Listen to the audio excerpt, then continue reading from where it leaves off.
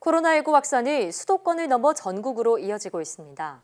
방역당국은 수도권 2단계 거리 두기를 한 주 더 연장하기로 했는데요. 고려대학교 역학대학 김정기 교수와 자세한 얘기 나눠보겠습니다. 교수님 어서 오십시오. 어서 오세요. 네. 정부가 주말에 종료되는 수도권의 2단계 거리 두기를 한 주 더 연장하기로 결정을 했습니다. 대신 2.5단계라고 불릴 정도로 음식점과 카페 등의 그 영업 방식 그리고 운영 시간을 제한하는 등의 강화 조치를 내놨는데 적절하다고 보시는지요? 일단은 뭐 방역적인 측면에서 보면 강화되면 강화될수록 좋습니다. 근데 이게 방역만 생각해서 강화를 계속 시킬 수는 없고 일단 사회 경제적인 측면 다 고려를 해야 되기 때문에 예. 일단 3단계로 전환하는 격상하는 거에 대해서 정부가 굉장히 고심을 많이 하고 있는데요. 일단 지금 말씀하신 대로 2.5단계 정도의 수준으로 한번 해보는 것도 실효성이 일정 부분이 있겠다라는 생각을 가지고 있습니다. 근데 예. 관건은 좀 미흡한 부분들도 일단 강화 조치에서는 좀 보인다 이렇게 보고 있습니다. 예. 자, 그런데 지금과 같은 추세라면은 9월 중순에는 신규 확진자가 1,000명을 넘을 것이다. 이런 분석도 나왔습니다.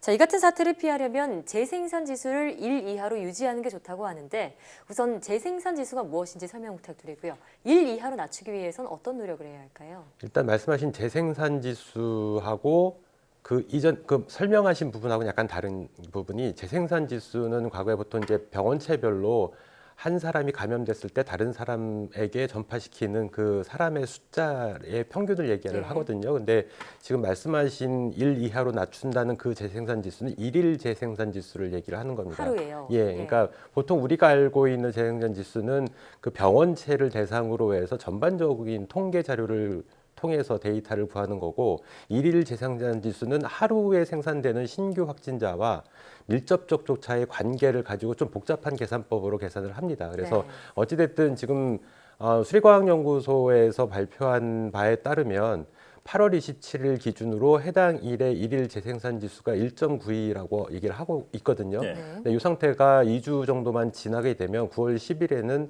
하루 일일 신규 확진자가 1,300명까지 달할 수 있다 이렇게 얘기를 하고 있는데 그렇다 보니까 1 이하로 낮췄을 때 만약에 0.8 정도라고 가정을 하면 아마 일일 신규 확진자가 한 크게 줄어서 100명대를 보일 거다 이렇게 얘기를 하고 있습니다. 그러니까 관건은 어쨌든 일일 재생산 지수를 1 이하로 낮추는 게 중요한데 방법은 다른 게 없습니다. 우리가 하고 있는 방역 조치 그 중에서도 제가 가장 좀 신경을 써야 된다라고 생각하는 부분은 마스크 착용이고요.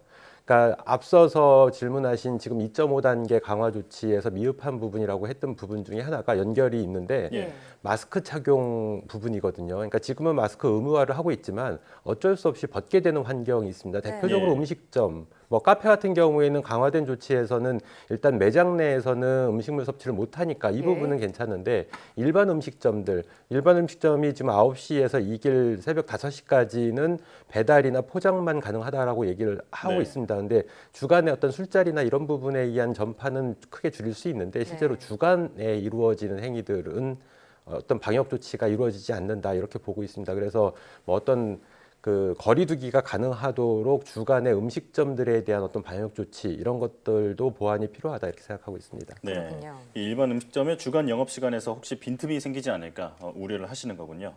자, 이제 구로 아파트 얘기로 넘어가 보겠습니다. 애초에 환기구가 감염 경로로 의심을 받았던 그 구로구 아파트가 환기구를 조사해봤더니 바이러스가 검출이 되지 않았거든요. 그리고 또 다른 라인에서도 추가 감염자가 나왔습니다. 이 구로 아파트의 감염 경로 어떤 가능성이 있을까요? 일단 구로구 쪽에서 얘기한 것처럼 환기구를 통한 감염 가능성 저는 그 굉장히 낮다라고 봅니다. 완전히 배제할 수는 없지만 가능성은 굉장히 낮다. 왜냐하면 이런 환기구를 통해서 코로나 바이러스가 전파된 사례의 어떤 표본이 되는 케이스가 과거 사스가 유행했을 때 홍콩에서 있었거든요.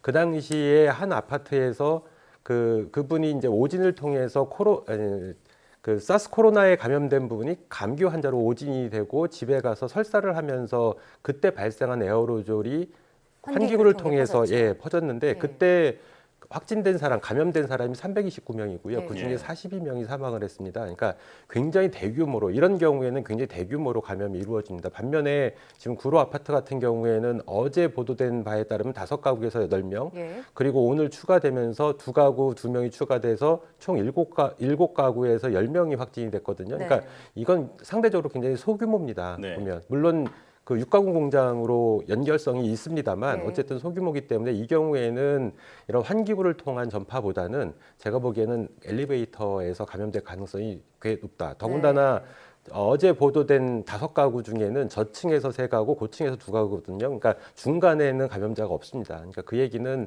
환기구를 통한 거라기보다는 네. 엘리베이터를 통해서 감염됐을 가능성이 높다 이렇게 보고 있습니다. 예. 자, 그러니까 구로구에서 발생한 집단 감염의 경우에는 아파트 환기구보다는 승강기를 통한 감염이 좀 더 유력하다고 보시는 건데, 자, 그럼 홍콩과 다르게 우리나라는 좀 아파트 환기 시스템이 좀 다른 건가요? 왜 홍콩에서는 그렇게 많은 감염이 발생했을까요? 그 당시에는 어쨌든 환기구를 통해서 네. 어떤 요인이 있었습니다. 근데 지금 같은 경우에는 일단 환기구는 아니라고 보는 거고, 당시에 홍콩 같은 경우에는 굉장히 오래된 아파트였었기 때문에 네. 일단 환기구 시스템이 다를 거라고는 보고 있습니다.